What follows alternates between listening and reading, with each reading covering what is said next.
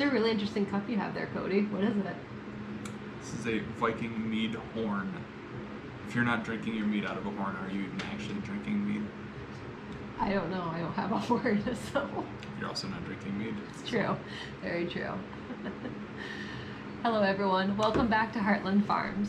We have a really special episode for you today, so stay tuned, and we're going to show you our new additions to our homestead. Just as special as all the rest of them. Not as special as you.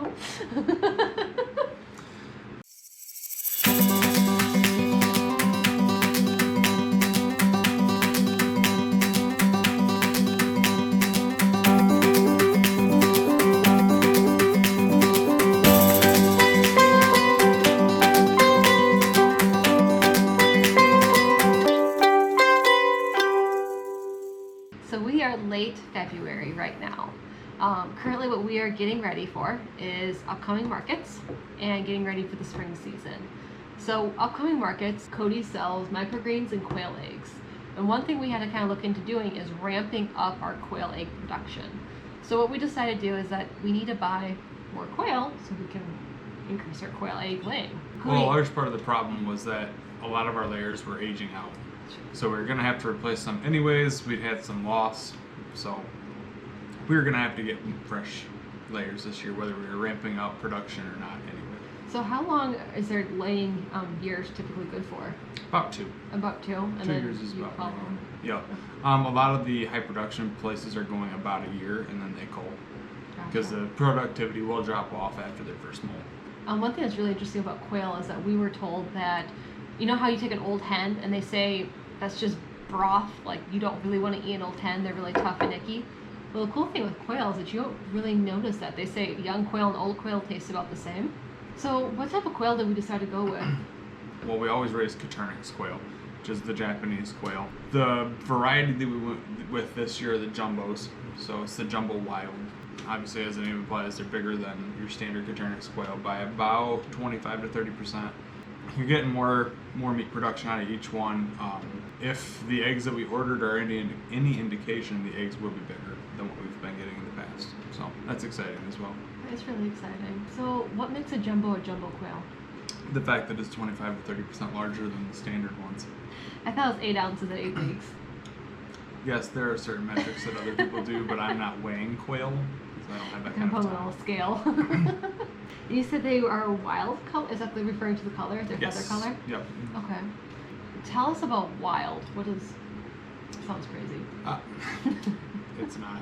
If you're familiar at all with Coturnix quail, the one that everyone always thinks of is the jumbo wild. That is the standard color pattern for Coturnix quail. They're very popular because they're feather sexable, which is why we went with them. More than the size difference, more than the egg size difference, it was the color sexable that we were really looking for. And why is that a good thing on a homestead? Because especially at the scale that we're going to be doing, I don't have time for vent checking 400 quail. We're going to have them feather sexable so you can look at them and you're an extra male, you're gone kind of deal. Mm-hmm. Yeah, it's kind of like if we decide, so at 4 weeks I believe quail are feathered out and you can tell what sex they are. So at 4 weeks we can take all the extra roosters, put them in a quail tractor, and then have those be our grow outs. Where do we get our eggs from this time? In the past, we've always ordered from My Shire Farms. Can't say enough good things about them. They're wonderful. They have a great product. They run a very nice operation down there. As soon as I say that, I'm going to say something bad about them.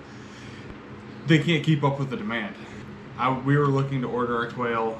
We started looking to try to order them in December just to get them here in time and get everything hatched out and going. And they were completely not even available through the website until beginning of January, which wouldn't be a big deal, except that they weren't really sure if you were going to be able to order January 1 or if it was going to be a wait list to go through starting January 1, which could have set us back a couple more weeks. And at that point, we were into our market season before our quail are fully mature and actually laying normally. So we couldn't afford that kind of a delay. So we ended up going with Southwest Game Birds out of Arizona. I think that really kind of speaks to my shire, though, is the fact they can't keep up, is that they're very, very good. Really recommend checking them out. He has an awesome YouTube channel of how he talks about quail. Also, I think quail are rising in popularity because they are such a small, convenient bird. And you can raise them on small homesteads, raise them in apartments. They're pretty versatile. We got the eggs in the mail. They came in beautiful foam packaging. Can you walk us through the steps? Like when you get these eggs in the mail, what do you do? Do you stick them in the incubator? Get your eggs in the mail. You're gonna let them sit on your counter at room temperature for a full day, full 24-hour period. When you get your eggs in the mail, that's when you need to have, once they're sitting there, you're gonna go and get your your incubator ready to go. So you're getting it cleaned out, you're getting it, trying to get the humidity right, getting it up to temperature, all that. Make sure you have your egg turner set up so that way you can just slap your eggs in and go. What temperature are we looking at, like temperature and humidity? For the first 14 days, you're looking at 99.5 degrees and about 45% humidity. That's what you're really shooting for. You can be anywhere from 40 to 50% humidity and you're still safe. For the first 2 weeks, like I said, that's what you're looking at. And you want it to be, if you can't maintain that, you want to err on the side of caution and be less humidity for the first 2 weeks. Because if you go too much, they can drown in the egg, or the eggs can get soft because the humidity is too high. So if you're not able to maintain, be closer to 40 than you are to 50. So you said just 2 weeks. What happens to the humidity after those 2 weeks? So, I'm glad you asked, Ashley. That's a wonderful question. Thank you. So, after the first 2 weeks, what you're going to do is you'll actually take your egg turner out. It's called going into lockdown. So, you're going to ramp up the humidity to between 65 and 70%.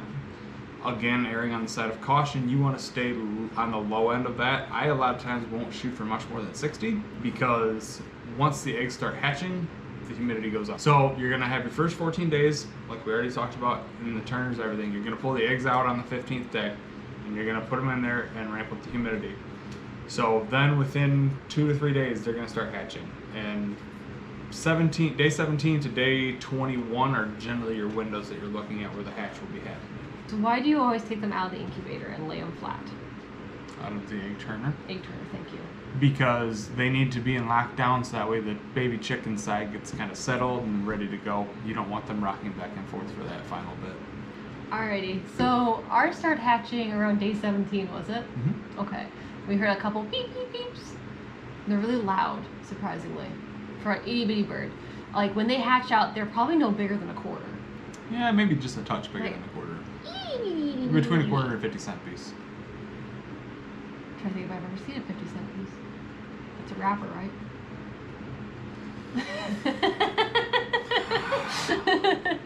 So, it was day 18 that we got the incubator inside. We got the brooder inside on day 18. This is why I run the Quail. What we used for a brooder this time was what we used for when we hatched out chicks, baby chickens. We decided to use the plastic bin, and the reason we do this is because it's easier to pick up and take outside compared to the big giant metal one. And quail start flying at a very young age, True. and the metal one has much shorter sides. So the tote buys us an extra 2 days before we have to put a screen on. Mm-hmm. June and I actually set up the brooder while an ice storm was rolling in. We had some family obligations going on, so Cody was helping out with family. So as this ice storm was rolling in, we're trying to get the brooder set up, and hopefully it was a nasty storm. It was. If you're on our Facebook page, you can see some pictures of some of the ice. It was pretty wicked. It was everything was covered with an inch. I'm not kidding you. It was an inch about. It was absolutely gorgeous, but it was kind of terrifying coming down because we're thinking, okay, so if we lose power, then we lose power to the incubators, so those aren't staying warm. We lose the heat lamp, and these guys are itty bitty bitty bitty bitty and cannot maintain heat whatsoever. We're like, oh crap, how do we navigate through this? Yeah, it was the first day that the chicks were down inside of the brooder that we had this big storm come through. So it was definitely a huge concern because not only did we had 75-ish chicks in the brooder at that point, we had another 25 to 50 that we were expecting out of the incubators. It was kind of paramount that we keep our power. We kind of hillbilly rigged something. Yes, so we do not currently own a generator, but what we do own is vehicles with gasoline in them and a inverter. So we actually pull up right outside this window here with the vehicle and the inverter, got everything set up just in case we did lose power. We could actually run an extension cord through the window to operate our brooder, and then we would bring the incubators down here and run the incubators off that as well, in theory. We haven't actually tested it. We need to test it We to should. see if the inverter is large enough to run what we need it to run for that. And if it's not, we need to determine what it is capable of running. Mhm. But that was the idea behind it, if we did in fact need to try to find supplemental power. A couple ways to keep the space warm to help with the heat lamp was that we heat water up on the stove to add humidity to the air, so that, and our kitchen, dining room, everything's very open down here, so the heat transfers very well. And then we have the wood burner, so we're not reliant on like electricity to run our furnace. We still have heat if we lose power, and we're still able to cook. We were able to at least keep ourselves warm. It was just a matter of trying to keep the quail warm, the baby quail. Yep. And it kind of emphasized how tiny these guys are. So when we set up the brooder, we ended up getting, we didn't do this at first, it was just us making do with what we could find. But we found quail waters, which are very narrow, like the little openings are like that big instead of your typical chick ones for chickens, which are like that big.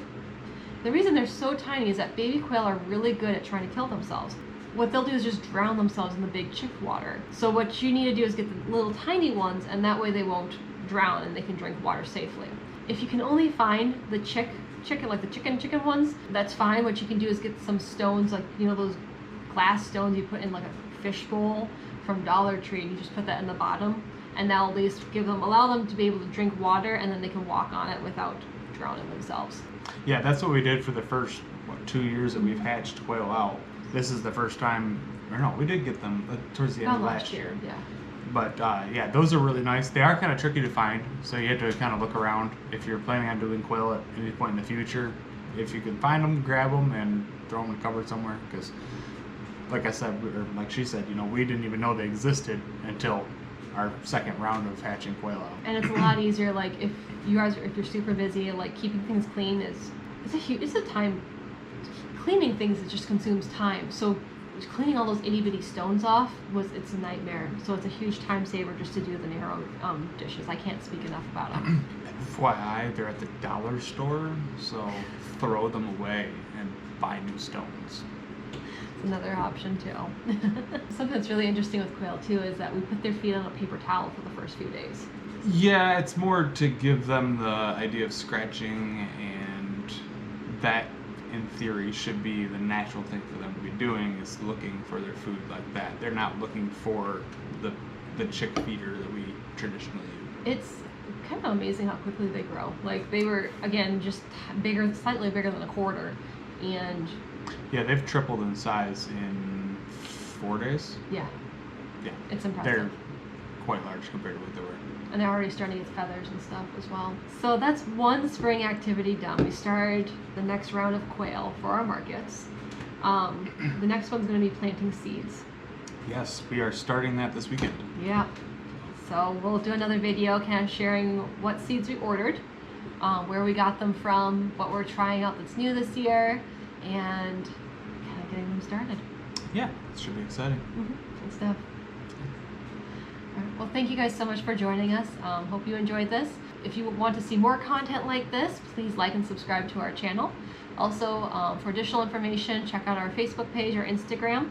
And we also, if you want to support us, we also have an Etsy store too. To check out some handcrafted wood items and some t-shirts. Yeah. Thanks for watching.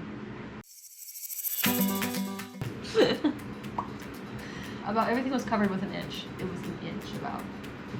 I saw it. Sure, honey, that's an inch. Is that an inch? Anyways. I don't do construction. Oh, fancy. Did you get the sophisticated gene in your family, or did you start the sophisticated gene? Nope, not sophisticated at all.